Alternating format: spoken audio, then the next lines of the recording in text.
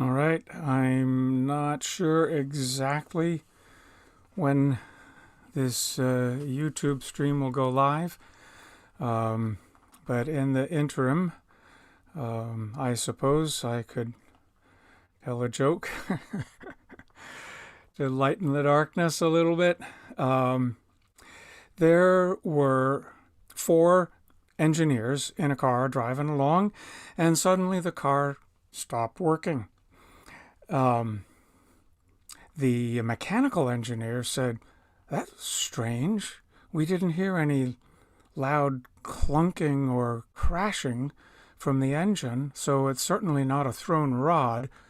Uh, Maybe it's a seized bearing, or maybe the crankshaft, the camshaft broke, or we threw the timing belt." And the fluids engineer, she said, "No, no, no. It's probably nothing like that. It's maybe the fuel pump stopped working, or the filter might be clogged." And then the electrical engineer said, "Spark. You can't run a car's engine without spark. So I'm thinking that probably the coil got disconnected, or maybe something's wrong with the distributor."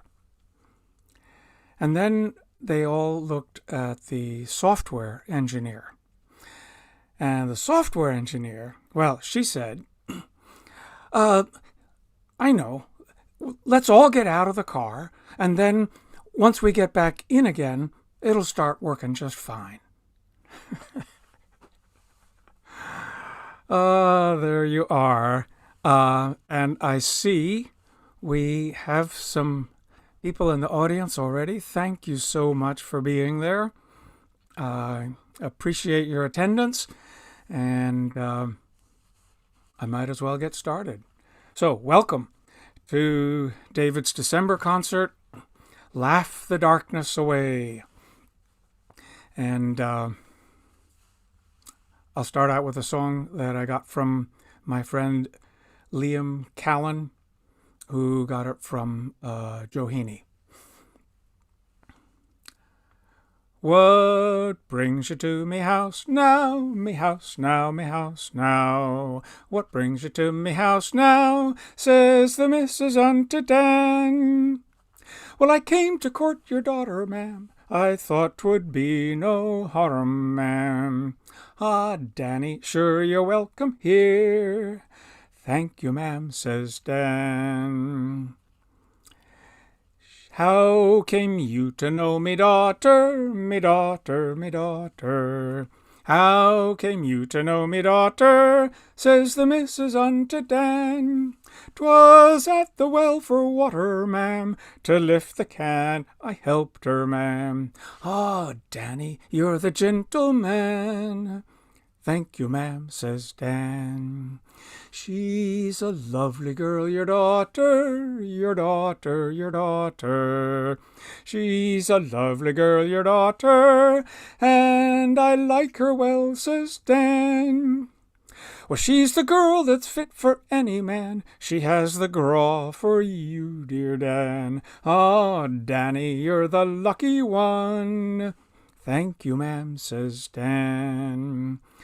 I'd like to marry your daughter, your daughter, your daughter. I'd like to marry your daughter, and I'll treat her well, says Dan. Well, if you take me daughter, you'll have to take me also.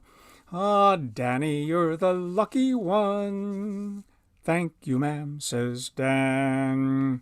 So this couple, they got married, got married, got married. This couple, they got married, Miss Elizabeth and Dan. And he gets to keep her daughter, her mother, and her brother. Oh, Danny, you're the lucky one. I wonder now, says Dan. There you are. The relationships. Always fodder for a laugh or a cry. My next song is another song about a relationship. contrary to what I believe it was Chesterton who said, who wrote something like, God bless the Gaels of Ireland, the men whom God made mad, for all their wars were merry and all their songs were sad. And I hope to give the lie to that this whole next 45 minutes. Here's even a love song with a happy ending. I got this from the singing of Moira Kelleher, and it goes like this. It's from County Clare, and one thing you should know beforehand: the Mushera Mountains are just to the north of Macroom, where the song is set. A town in central Cork. Did I say Clare before? I meant Cork, County Cork.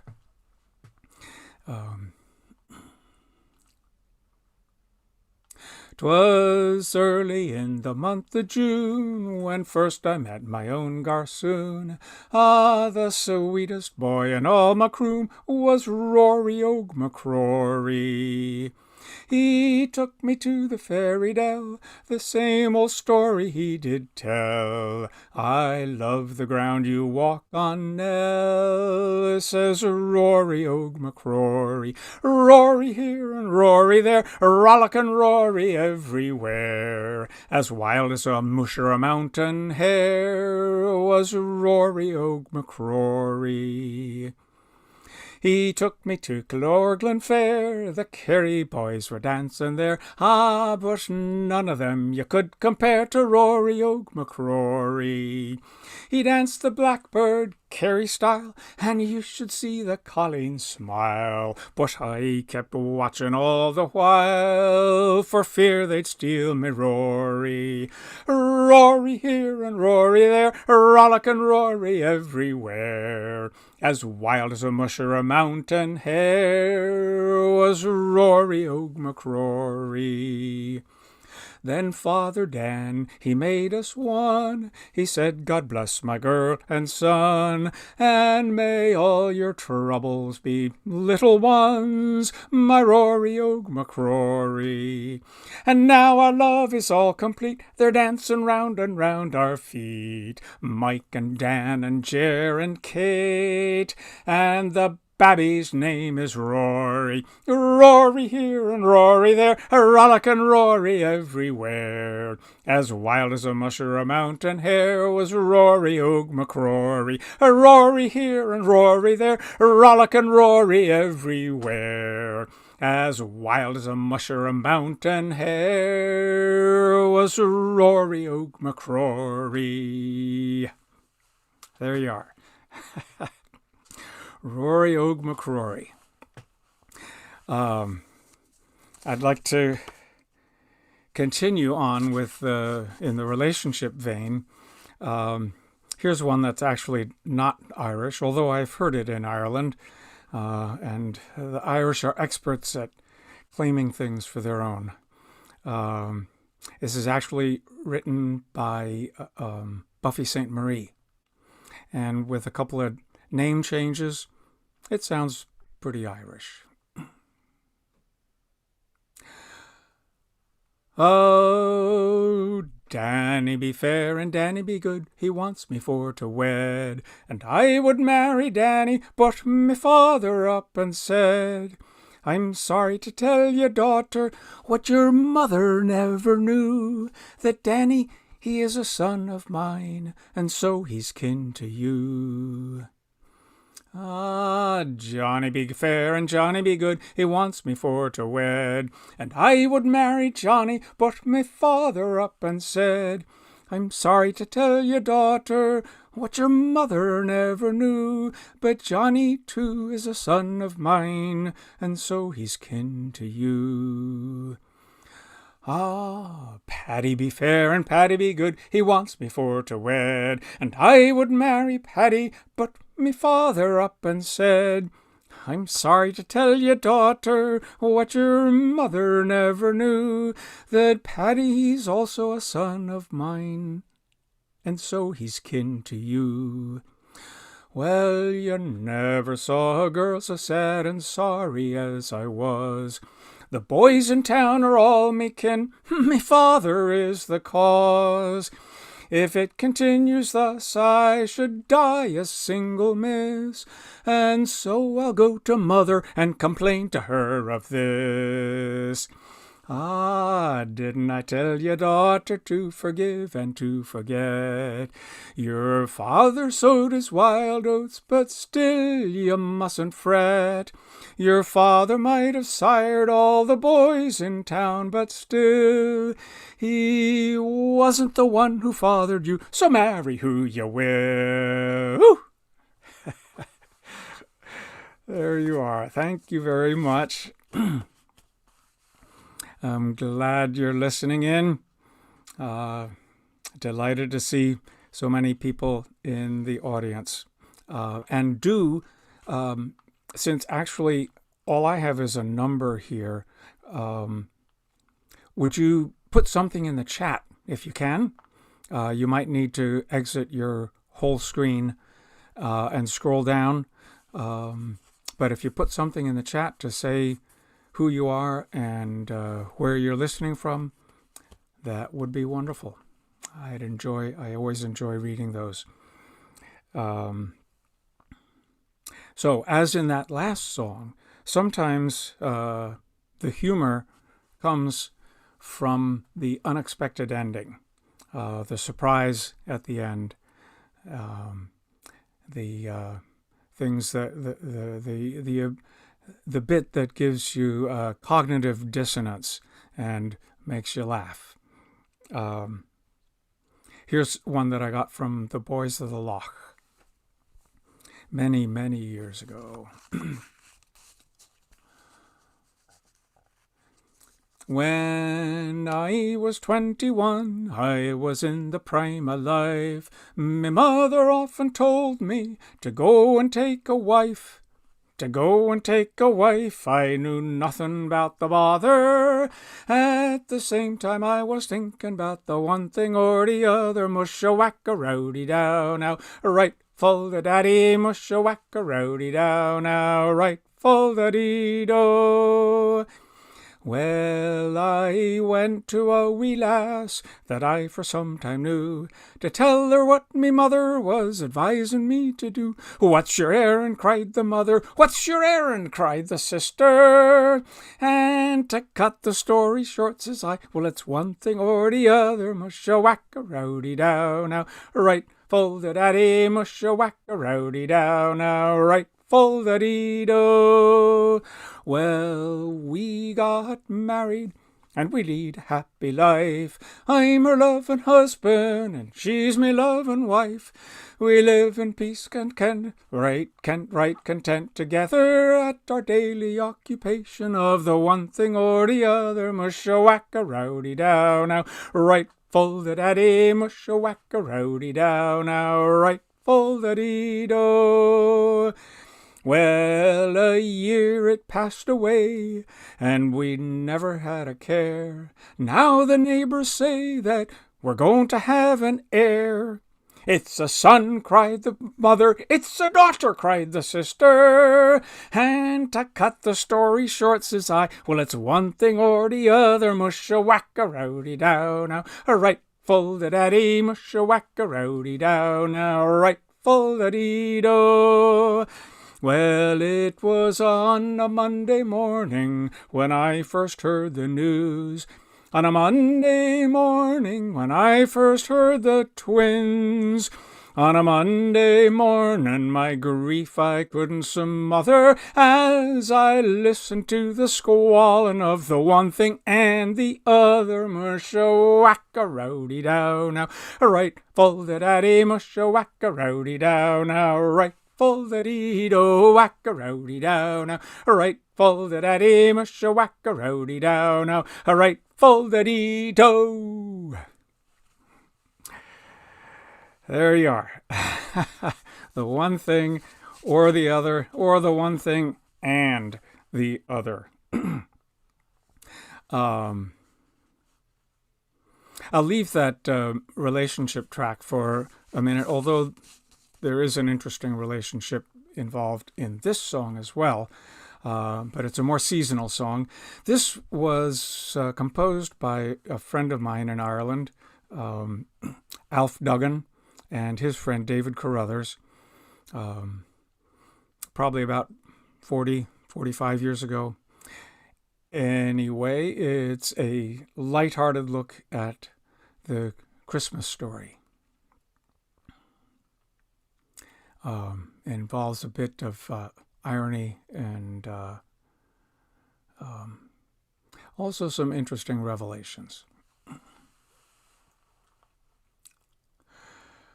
To Bethlehem one Christmas Eve, Joe and me we made our way. The frost was lying thick and deep, and the winter winds did flay. The winter winds did flay, me boys, they chilled us to the bone.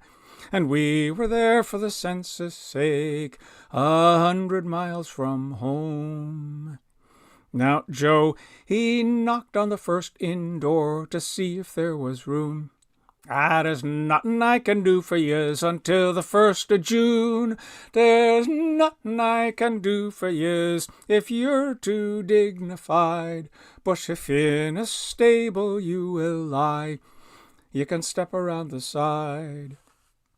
Now I was nearly 9 months gone on that cold old Christmas Eve, and the tale of who the father was, sure no one would believe. Sure no one would believe, me boys, a tale I'll tell yez now, of how I came to be lying there with a donkey and a cow. Now, Joe, he was a nice old fool who thought babies came from God. I didn't like to contradict, he was such a nice old sod. He was such a nice old sod, me boys, at him I could not tell how in early spring, when small birds sing, I was met by Gabriel. Hail Mary, dear, you're full of grace, said Gabby then to me. And I got a bit of news for you, he continued pleasantly. You're going to have a baby boy, he went on with a grin, and you'll be the first to have the likes without committing sin. Well, it came to me as quite a shock to hear this bit of news, that I was going to have a babe, the first of the Christmas Jews. That I was going to have a babe, the Saviour of yez all. And that's how I came to be lying there that evening in a stall. Now Joe, he was pacing up and down, and he was shaking like a leaf. And when the baby boy was born, he heaved a sigh of relief. Says I to Joe, thank God for that, in accents sweet and mild. You're a Jesus Christ, said Joseph, and that's what we call the child.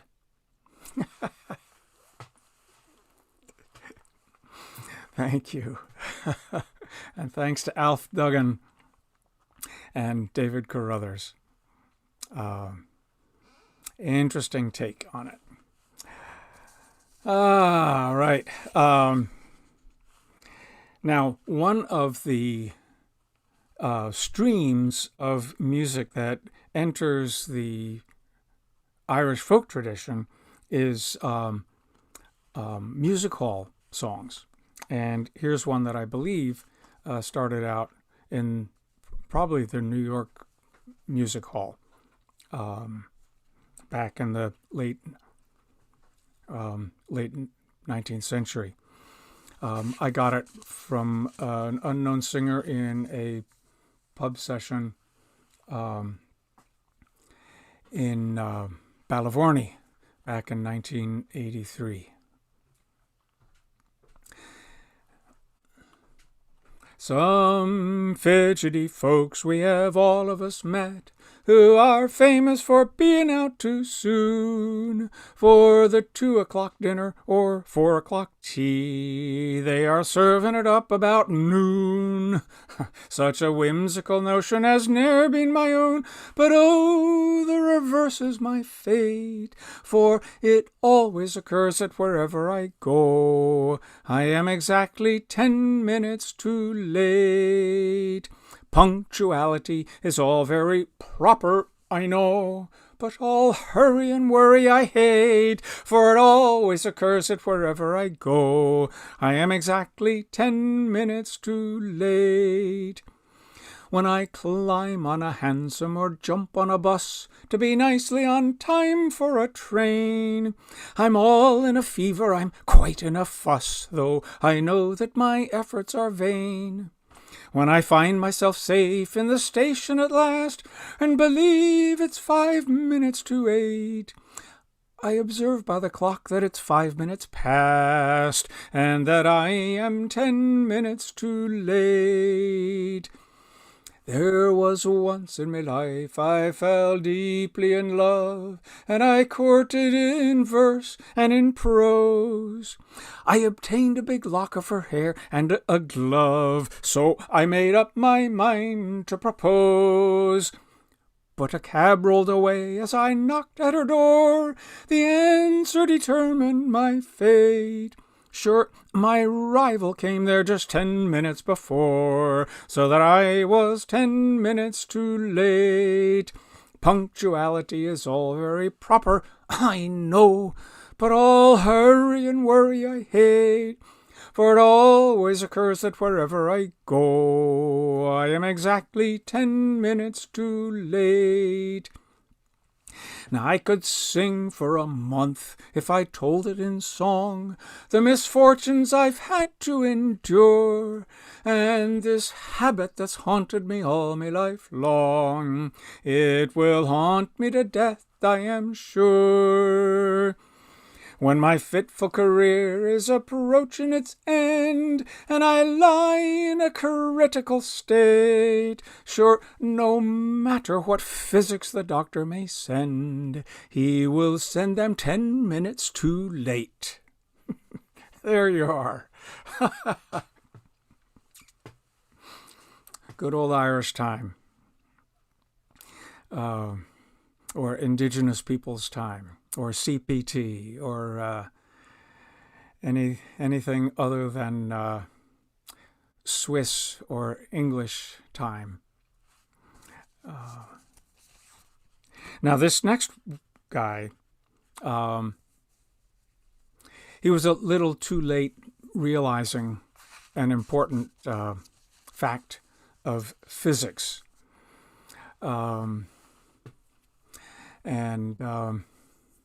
This song also illustrates how quickly a song can get into the folk music tradition and lose all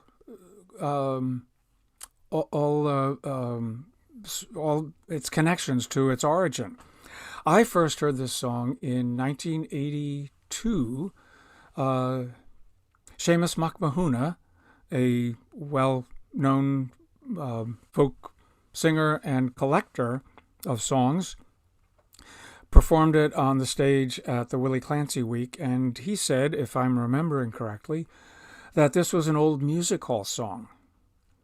Now, this was 1982. As a matter of fact, it was composed in 1968 by Patsy Cooksey, and who apparently lost the copyright on it, and it immediately went into the folk tradition. And so here's the version that Seamus sang back in 82. Oh, dear boss, I write this note to you to tell you of me plight.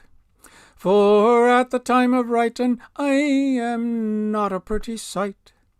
Me body is all black and blue, and me face is a deadly grey, and I hope you'll understand why Johnny's not at work today. Now I was workin' on the 14th floor, and these bricks I had to clear, and to throw 'em down from such a height I thought a good idea. But the foreman wasn't very pleased, he being an awful sod. Sure, he said I had to take them down the ladder in me hod. Well, now clearing all these bricks by hand, it proved most awful slow. So, I hoisted up a barrel and secured the rope below. But in me haste to do the job, I was too blind to see that a barrel full of building bricks might be heavier than me. Then when I went down to loose the rope, sure the barrel fell like lead, and clinging to the bloody rope I started up instead. I shot up like a rocket, but to my dismay I found, sure halfway up, I met the bloomin' barrel comin' down. Well, the barrel broke me shoulder, boys, as to the ground it sped, and when I reached the top, I hit the pulley with me head.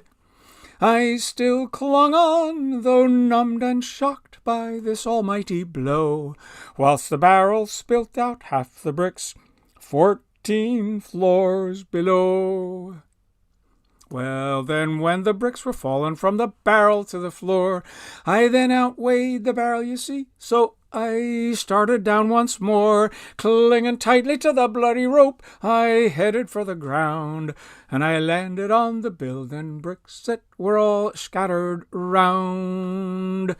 As I lay there cursing on the floor, sure, I thought I'd passed the worst, when the barrel hit the pulley wheel and the bloody bottom burst.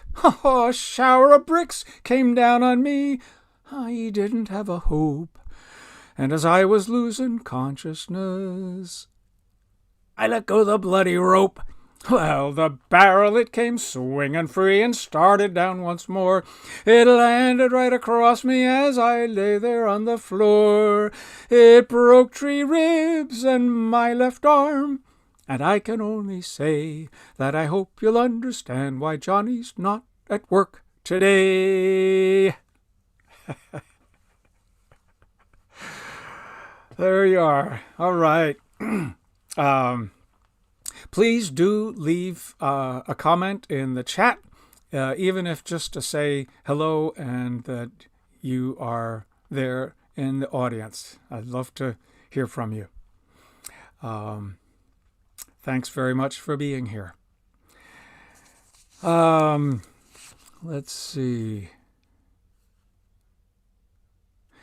This next one I also got in a pub session from some unknown singer. And quite frankly, I don't know much about this song at all, although it may well have originated on the music hall stage as well. But it's definitely Irish connected. Very strongly so. Mrs. Gilhooly gave a great party one night. She invited us all to attend. We gathered a gang, jumped down to her place, a few pleasant hours for to spend. There was Barney and Duffy and Flynn and myself. Well, a crowd wasn't hard for to find, but the thing most important we almost forgot. We near left the piper behind. We invited him down to the party. Sure, he brought his bagpipe just by chance. We asked him to sing, but he says, "Ah, no, but I'll play yous a bit of a dance." He picked up his pipes and he started to play. Someone got fooling about and cut a great hole in the bag of his pipes. And here's the tune that came out.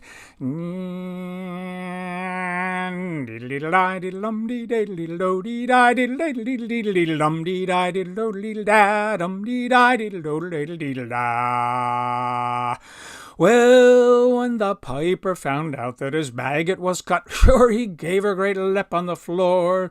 He set about work in jackhammer style, he landed him under the jaw. Mrs. Levi, she fainted, they all made a rush, trying to get out of the door. But the piper had 9 of them taken the count, and he swore he would lick 20 more. We invited him down to the party. Sure, he brought his bagpipe just by chance. We asked him to sing, but he says, "Ah, no, but I'll play you a bit of a dance."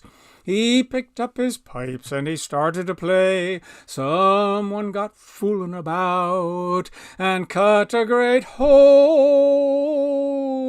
in the bag of his pipes. And here's the tune that came out.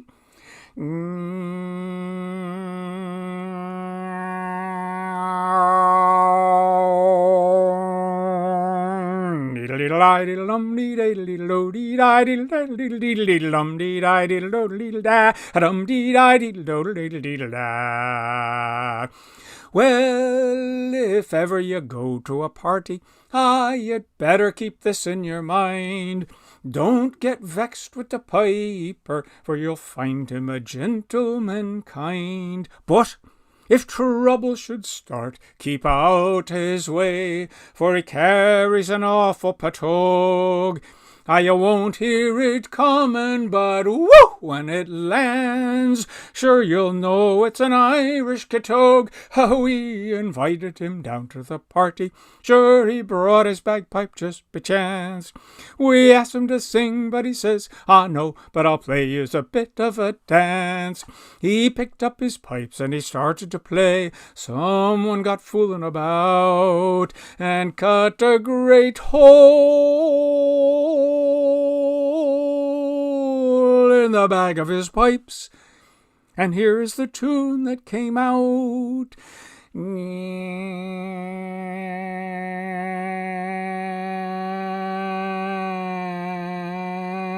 Tuning, you know.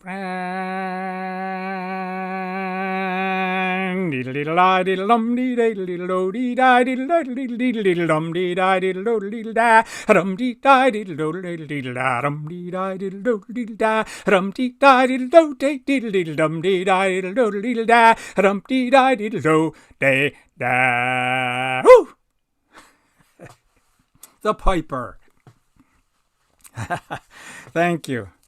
Thank you. Let's see. You know what? I think I do have time. A lot of these songs were short, and so I'm going to throw in another song here. You've heard an Irish version about the birth of Jesus. Here's an Irish version, singing version of how St. Patrick arrived in Ireland. You've heard of St. Denis of France. He never had much for to brag on. You've heard of St. George and his lance, who killed the old heathenish dragon. The saints of the Welshmen and Scott are a couple of pitiful pipers, and might just as well go to pot when compared to the patron of vipers, St. Patrick of Ireland, me dear. He sailed to the Emerald Isle on a lump of paving stone mounted. He beat the steamboat by a mile, which mighty good sailing was counted. Says he, the salt water, I think, has made me unmerciful thirsty, so bring me a flagon to drink, to wash down the mulligans burst of drink that is fit for a saint. He preached then with wonderful force, the ignorant natives a taken, with wine washed down each discourse. For, says he, I detest your dry preaching. The people in wonderment struck at a preacher so pious and civil, exclaimed, we're for you, me old buck, and we'll heave our blind gods to the devil who dwells in hot water below. This finished, our worshipful saint went to visit an elegant fellow whose practice each cool afternoon was to get most delightfully mellow. That day with a barrel of beer he was drinking away with abandon. Says Patrick, I'm glad to be here, but I've drunken nothing to speak of since landing. So give me a pull from your pot. He lifted the pewter in sport, and believe me, it's no fable, a gallon he drank from the quart, and set it back full on the table. A miracle, everyone cried, and they all took a pull on the stingo. They were mighty good hands at that trade, and they drank till they fell, yet by jingo the pot still frothed o'er the brim. Next day, said the host, it's a fast, and I've nothing to eat but cold mutton. On Friday who'd make such repast, except an unmerciful glutton? Says Pat, stop this nonsense, I beg. What you tell me is nothing but gammon. When the host brought down the lamb's leg, Pat ordered it turned into salmon, and the leg most politely complied.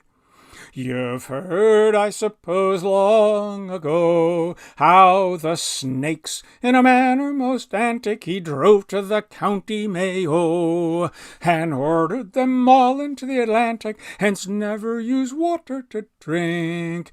The people of Ireland determined, with mighty good reason, I think, for Patrick has filled it with vermin and snakes and other such things.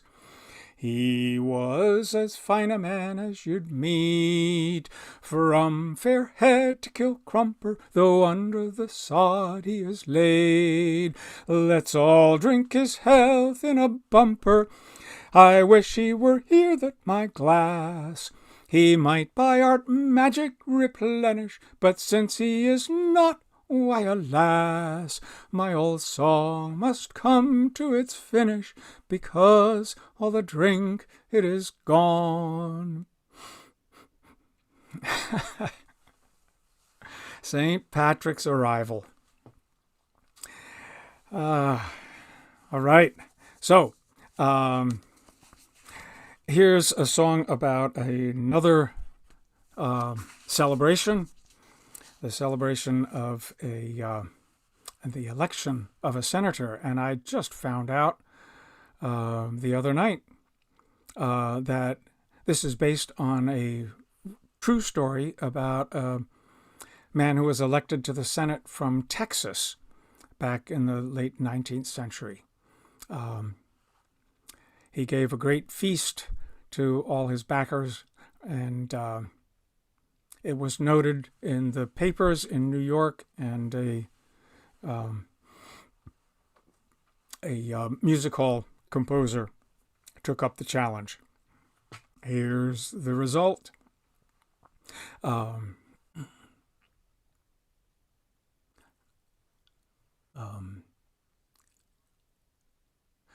A short time ago, boys, an Irishman named Doherty was elected to Senate by a very large majority. And sure he felt so elected that he sent for Dennis Cassidy, who owns a bar room of a very large capacity. Arras, says Doherty, go over to the brewer and order 100 kegs of lager beer and give it to the poor. Then go over to the butcher shop and order up a ton of meat. Be sure the boys and girls have got all they want to drink and eat. They made me the senator to show them my gratitude. They'll have the finest supper ever given in this latitude. Tell them that the music will be furnished by O'Rafferty, assisted on the bagpipes by Felix McCafferty. Sure, whatever the expenses are, remember I'll put up the tin. And anyone who doesn't come, be sure and do not let them in. Then Cassidy at once sent out the invitations, and everyone who came was a credit to the nation. Some came by bicycle because they had no fares to pay, and all those who didn't come made up their minds to stay away. 2 by 3 they all rushed in the dining hall, old men and young men and girls that were not men at all, deaf men and blind men, men who had the chicken pox, single men and double men, men who had their glasses on. Well, in a few minutes nearly every seat was taken till the tap rooms and mushrooms were packed to suffocation.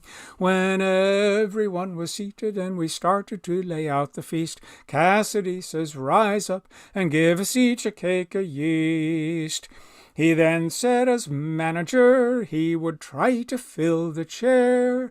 We then sat down and all looked over the bill of fare. Well, there was pigs' heads, goldfish, mockingbirds and ostriches, ice cream, cold cream, Vaseline and sandwiches, blue fish, green fish, fish hooks and partridges, fish balls, snowballs, cannonballs and cartridges. We ate oatmeal till we couldn't hardly stir about, ketchup and hurry up, sweet kraut and sauerkraut, dressed beef and naked beef and beef with all the trousers on, soda crackers, firecrackers, Cheshire cheese with breeches on, beef steaks and mistakes were down upon the bill of fare, roast ribs and spare ribs and ribs that we couldn't spare. Well, there was reindeer and snow deer and deer me and antelope, and the women ate so much melon the men said they can't elope. Red herons, smoked herons, herons from old Aaron's Isle, Bangalore fruit cake, sausages a half a mile, hot corn, cold corn, corn cakes and honeycomb, red birds, red books, sea bass and sea foam, fried liver, baked liver, cartilage, liver pills, and everyone was wondering who was going to pay the bill. Well, we ate everything that was down upon the bill of fare, and we looked on the back just to see if any more was there. Now for dessert we had ice picks, toothpicks, and a piece of skipping rope. We washed it all down with a big piece of shaving soap. The band played hornpipes, gas pipes, and Irish reels, till we danced to the music of the wine that shakes the barley field. Then the piper played all tunes and spittoons so very fine. Then in came the fiddler Pat and gave to him a glass of wine. A finer set of dancers you never set your eyes upon, and anyone who couldn't dance was dancing with his slippers on. Some danced jig steps, door steps, and Highland flings, till Murphy took his knife out and tried to cut the pigeon's wings. When the dance was over, Cassidy told us to all join hands and sing this good old chorus.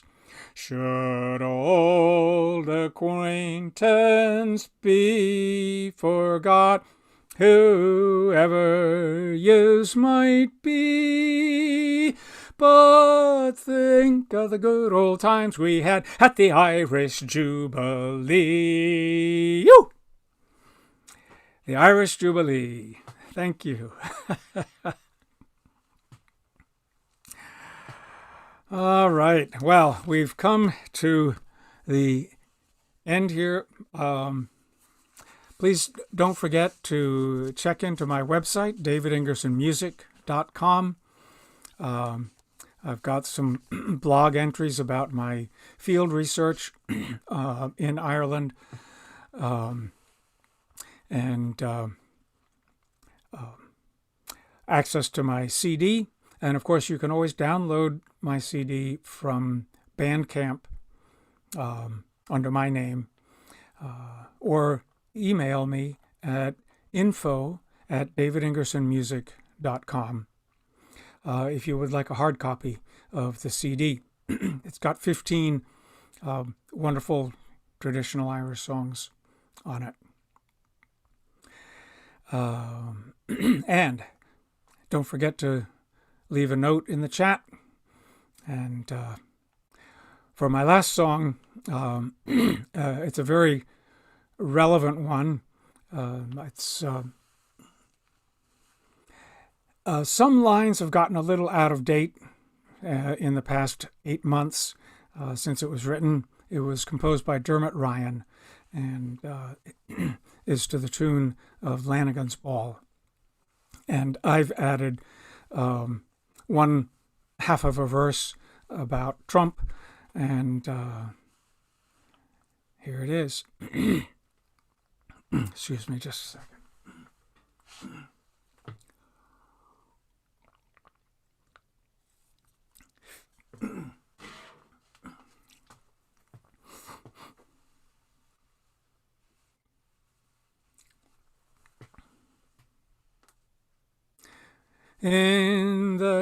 In the town of Wuhan, some germs from an animal made a great leap and infected a few. Nobody thought it would be a pandemic, but now the whole world's in a hullabaloo. It didn't take long for the germs to go global in planes and trains and cruises by sea. Now locked in our homes and trying to stay sober, we can't even watch the live sports on TV. 6 long months in isolation, 6 long months doing nothing at all. 6 long months in isolation, this lockdown is driving me right up the wall. I tried to go out, got sent back in again. I went out again, straight back in again. Sick to death of this social distancing, finish the lockdown for once and for all. Now the experts say to keep 2 meters distance and never to gather in couples and groups. And eating at home is a feckin' disaster. I'm fat as a fool eating pasta and soups. Now in the UK, the virus was active. It got the Prime Minister in number 10. I hope Boris Johnson recovers completely so that we can call him a dickhead again. 6 long months in isolation, 6 long months without toilet roll. I wish to God that I had constipation because I got nothing for wiping me hole. I tried to go out, got sent back in again. I went out again, straight back in again. Sick to death of this social distancing, finish the lockdown for once and for all. Now Trump took it lightly, there's no need to panic, we're under control, sure 'tis only a flu. He finally did what he promised his voters, America first in this virus too. He made the White House a super spreader, infecting the West Wing officials galore. In spite of his ranting about the vote, soon we won't have to worry about him anymore. 4 long years with Trump as president, 4 long years doing nothing at all, talking shite and blaming China while Mexico begs us to finish the wall. I tried to go out, got sent back in again. I went out again, straight back in again. Sick to death of this social distancing, finish the lockdown for once and for all. Now the end is in sight, the vaccine is coming, but lifting the lockdown is yet to be seen. Staying apart and wearing a mask is the short-term solution for COVID-19. 6 long months in isolation, the planet has never looked greener before. But back to the grind to pay off the mortgage. The world, it just won't be the same anymore. Sinead. There you are. Thank you again for tuning in and for listening. I hope that you keep safe, keep your distance, wear your mask, and we can hope for the best with the vaccines that are coming along. Thanks very much. We'll See you again.